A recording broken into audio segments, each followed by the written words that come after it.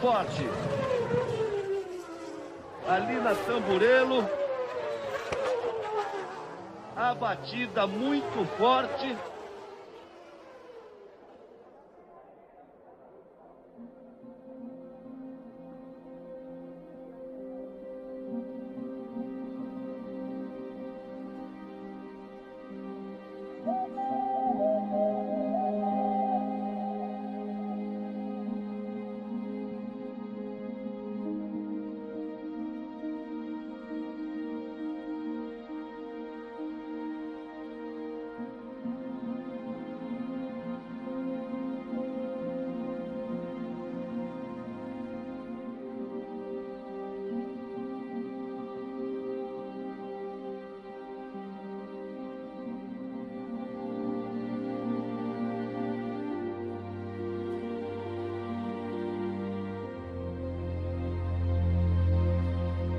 We got him out of the cockpit, got his helmet off, got an airway into him, and I saw from his neurological science that it was going to be a fatal head injury.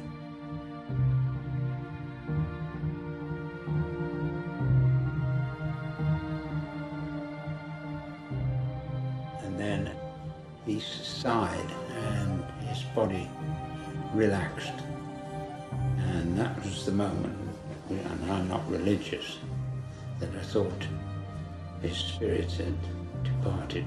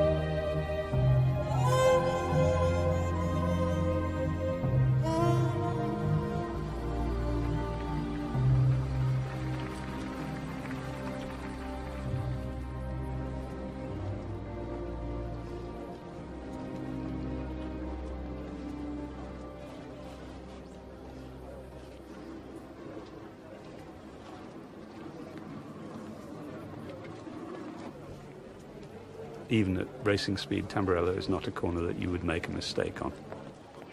Something on the car would have to go wrong.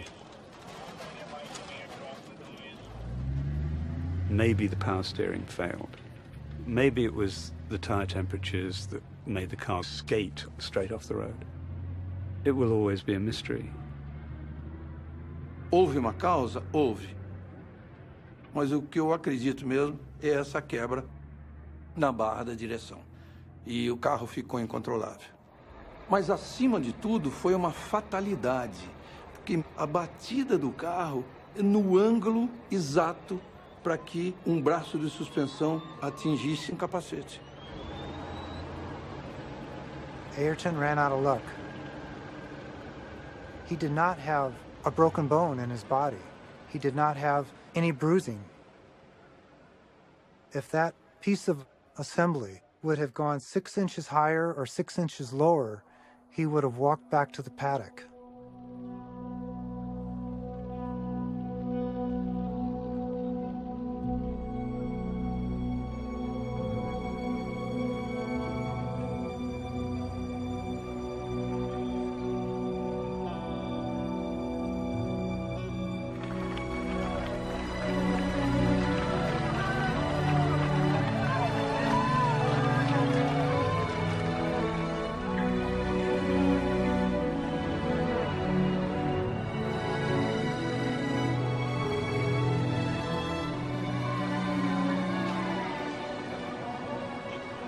Era um ídolo para mim. Ele representava muito o Brasil. Beijo, Senna. Não te esquecerei nunca mais. O brasileiro precisa de comida, educação e saúde e um pouco de alegria. A alegria foi.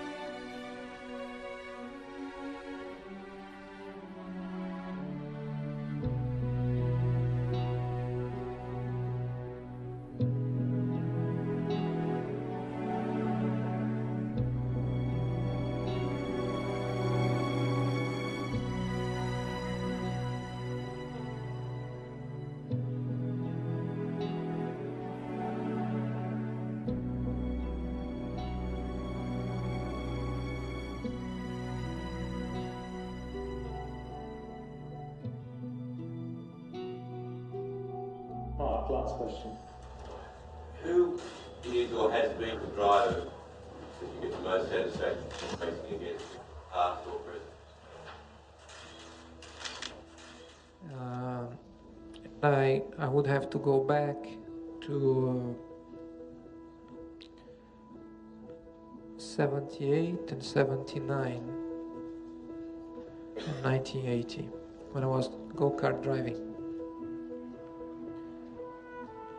I came to Europe for the first time to compete outside Brazil as a teammate for Fullerton, named Fullerton. He was very experienced, and I enjoyed very much that driving with him because he was fast, he was consistent. He was, for me, a very complete driver.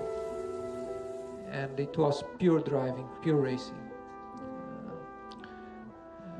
There wasn't any politics then, right? And no money involved either. So it was real racing, and